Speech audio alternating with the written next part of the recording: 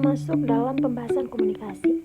Komunikasi adalah proses yang kompleks dan penting dalam kehidupan sehari-hari yang memungkinkan individu atau kelompok untuk saling bertukar informasi, ide, perasaan, atau pikiran. Proses komunikasi tidak hanya terjadi melalui kata-kata, tetapi juga melibatkan berbagai bentuk simbol dan isyarat yang dapat dipahami oleh penerima pesan. Berikut adalah penjelasan lebih detail mengenai komunikasi. Pertama, pengertian komunikasi. Komunikasi dapat didefinisikan sebagai proses pengiriman pesan dari pengiriman ke penerima melalui saluran tertentu dengan tujuan agar pesan tersebut dipahami dengan cara yang sama oleh kedua belah pihak. Komunikasi bukan hanya tentang kata-kata yang diucapkan atau ditulis, tetapi juga mencakup makna, emosi, dan konteks yang ada di balik pesan. Kedua, proses komunikasi. Proses komunikasi terdiri dari beberapa elemen utama yang saling berhubungan dan mempengaruhi satu sama lain, yaitu pengiriman atau sender, orang atau pihak yang mengirimkan pesan. Kedua, pesan atau message, informasi, ide, atau perasaan yang ingin disampaikan. Ketiga, saluran channel, media yang digunakan untuk menyampaikan pesan seperti percakapan, tatap muka, telepon, email, atau media sosial.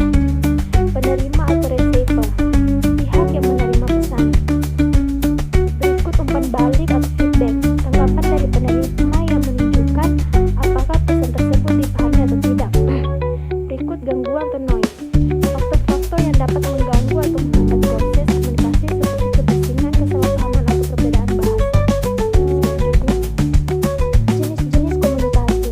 Komunikasi dapat dibagi berdasarkan berbagai kriteria seperti komunikasi verbal, menggunakan kata-kata baik secara lisan maupun tulisan. Contoh, percakapan langsung, presentasi, email, atau surat. Komunikasi nonverbal menggunakan isyarat atau simbol selain kata-kata seperti bahasa tubuh, ekspresi wajah, gerakan tangan, dan kontak mata. Komunikasi interpersonal, komunikasi antara dua orang atau lebih dalam interaksi langsung, misalnya percakapan antara teman, keluarga, atau rekan kerja. Komunikasi kelompok, komunikasi yang terjadi di dalam kelompok atau tim. Ini biasanya melibatkan lebih dari dua orang dan bisa berlangsung secara formal atau informal. Komunikasi massa, komunikasi yang dilakukan kepada audiens yang besar menggunakan media massa seperti televisi, radio, surat kabar, dan internet. 4. Tujuan komunikasi. Komunikasi dilakukan dengan berbagai tujuan, antara lain adalah memberikan informasi, menyampaikan atau fakta untuk memberi pemahaman tentang suatu hal. Berikut mempengaruhi, mengubah sikap, pendapat, atau perilaku penerima pesan. Membangun hubungan, menciptakan atau mempererat hubungan antar individu atau kelompok. Menyampaikan perasaan, mengungkapkan emosi atau perasaan seperti cinta, kebahagiaan, marah, dan frustasi. Menghibur, menggunakan komunikasi untuk memberikan hiburan, baik itu melalui cerita, humor, atau media lainnya.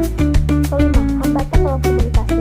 Terkadang dalam komunikasi muncul hambatan yang menghalangi pesan agar tidak tersampaikan dengan baik atau dipahami dengan benar. Beberapa hambatan komunikasi meliputi: pertama, ada gangguan fisik atau noise, suara bising, gangguan teknologi, atau hambatan lingkungan lainnya. Kedua, perbedaan bahasa atau bahasa tubuh, penggunaan kata atau isyarat yang tidak dipahami oleh penerima pesan. Ketiga, stereotip atau prasangka, persepsi negatif yang bisa menghalangi pemahaman yang objektif. Keempat, emosi atau mood, kondisi emosi pengirim atau penerima yang mempengaruhi cara pesan disampaikan dan diterima. Kelima, kesalahan penyampaian, ketidakjelasan atau kekeliruan dalam pengemasan pesan, baik dari segi kata atau cara penyampaian. Pembahasan terakhir yaitu komunikasi dalam konteks sosial dan budaya. Komunikasi